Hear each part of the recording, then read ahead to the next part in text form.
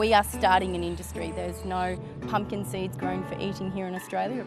I don't know how many hundreds of pumpkins we've chopped open with a machete.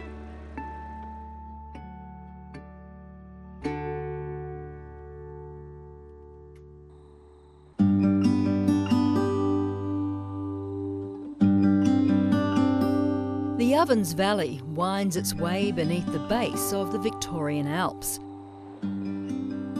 High-top tin sheds, which once housed drying tobacco plants, a reminder of how this bucolic region was forced to evolve. Sharon! Hi, Prue! Do you mind if I hop in? No, come on in. One new crop making its mark here is pumpkin seeds. Not pumpkins, but edible pumpkin seeds. How's the harvest going? Is it a good one? It is, yeah. This is our first time we've grown on this paddock, and so yeah, there's a lot of pumpkins here. We're really happy with it. It's fantastic. Sharon Rivet is a pioneer, starting the Australian pumpkin seed industry 17 years ago. We aim to get, at least 500 kilos per hectare. That's 500 kilos of seed, obviously. Of seed, yes. Yes. And that's actually a dry weight seed. This is a passion born from family tradition. Sharon's father emigrated from Slovenia in the 1950s. He missed the fresh pumpkin seeds of his youth and the rich green oil they produced. I'm the third generation pumpkin seed farmer because Dad was growing. We know it was on his family farm in Slovenia, so his dad was obviously growing, and he would take the seeds out of the pumpkin by hand, which is how we started, and then he would actually take them via horse and cart down to the local oil mill. When Sharon and her family started the Australian Pumpkin Seed Company, they were also harvesting by hand. I don't know how many hundreds of pumpkins we've chopped open with a machete. We scooped the seeds out by hand. Luckily we had a tip from somebody in Slovenia to use a vacuum cleaner to suck them out of there, so that was our first piece of equipment, I suppose, with that. These days, Sharon and husband Jay have a purpose-built harvester imported from Austria. The pumpkin flesh is discarded because it's fairly inedible. In Europe, the pumpkin seeds industry, though, is worth hundreds of millions of dollars. Here in Australia, the Rivets have the trade entirely to themselves. We are literally it. We are starting an industry. There's no pumpkin seeds grown for eating here in Australia. So where do we get our pumpkin seeds from in Australia at the moment? Because One of we the see best them. questions we sometimes don't get asked. Yes, yeah, because we're not actually getting pumpkin seeds generally. Most people know of them as pepitas, and they are all coming from China. Every single one of them.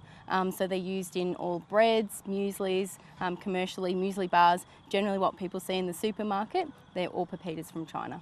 So what's the difference between pepitas and pumpkin seeds? Well, I'm glad you asked. So these are pepitas, and you can get them from health food shops or supermarkets. They started out life inside a pumpkin, just a normal old pumpkin such as this one. Now, these seeds are actually covered in a fibrous white husk, which is removed either mechanically or chemically, and what you end up with is a kernel, and that becomes the pepita.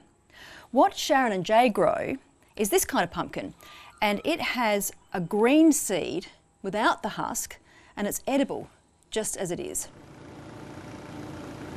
They wash the seeds straight after harvest. While the machinery is still quite basic, the value of the seeds is rather astonishing.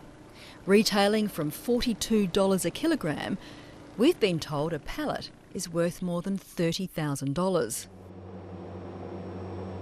They'd rot if packed fresh, so the next part of the process sees them put through the drying machine. And the end result are crispy little seeds, hear that crunch, with about 8% moisture, and they taste pretty good. They taste even better covered in Belgian chocolate. There's now a range of different pumpkin seeds, from chocolate-coated to salted, which are marketed locally and interstate. Export markets are just beginning to spring up, and the small regional business now has an annual turnover of more than $2 million. And what's the demand like for the pumpkin seeds? endless. Yes, So, we can't waiting keep list. up. Yes, we've been struggling to keep up over the last few years. So because more and more people are finding them, discovering us and enjoying the seeds that we're producing. The company has 8 farmers supplying product, and it's looking for more to come on board, possibly spreading their growing region to far north Queensland. The rusty old tobacco harvester, the abandoned drying racks and the iconic sheds all tell a story of how the Antonello family has had to adapt to change. So we were primarily tobacco growers. My parents came out here in the 50s as migrants from World War II and they started growing tobacco. Tobacco industry came to a stop pretty much overnight. There was a vote taken and we all decided to stop growing. So we all twiddled our thumbs for quite a while and decided, shit, we better do something else. They branched out into beef, chestnuts, wine grapes and pumpkin seeds. When Landline visited Steph Antonello, he was ploughing his paddock post the pumpkin season. We're a high rainfall area.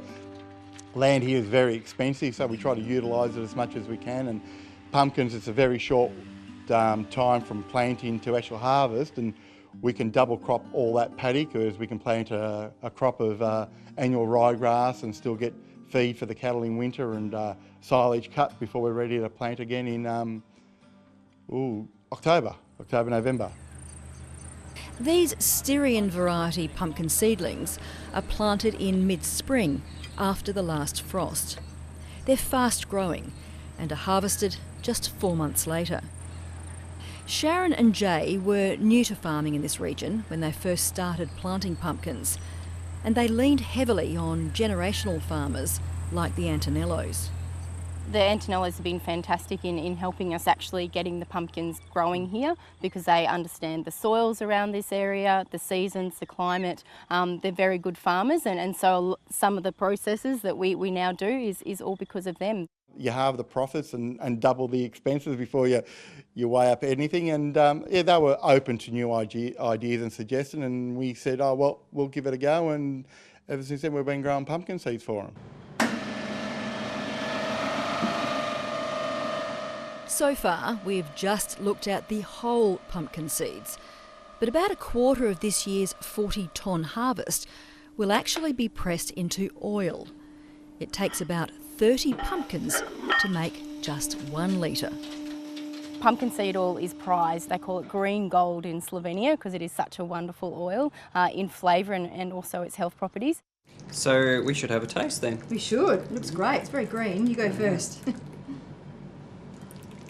It smells fantastic. It's really creamy tasting and nutty. And nutty, yeah. Well, tastes like the pumpkin seeds. Natural, the way it should be. The compressed dry matter left over after the oil has been extracted doesn't go to waste.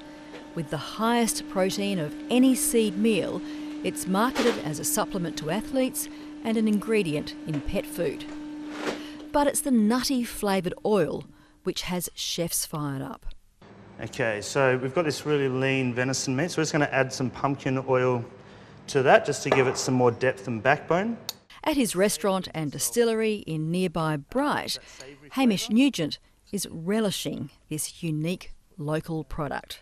The savoury notes that the pumpkin seed really helps that lean meat out and just enhances it.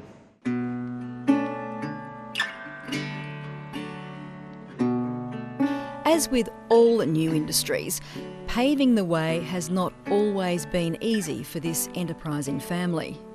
We've had a lot of ups and downs, that's for sure, because you've got to understand there is nothing here in this country apart from what we're doing. There's no research, there's no equipment, there's nobody to fall back on. But with the United States now starting to produce pumpkin seeds, a grower in New Zealand, and even crops in Africa and Canada, the Rivets believe the next decade will see these green seeds more widely accepted and available. we've had, I suppose, a lot of passion, and because I've had the family heritage, it's something I've really wanted to do, and so I've stuck at it, and that's the reason I think that we're still here and now turning into a very successful business.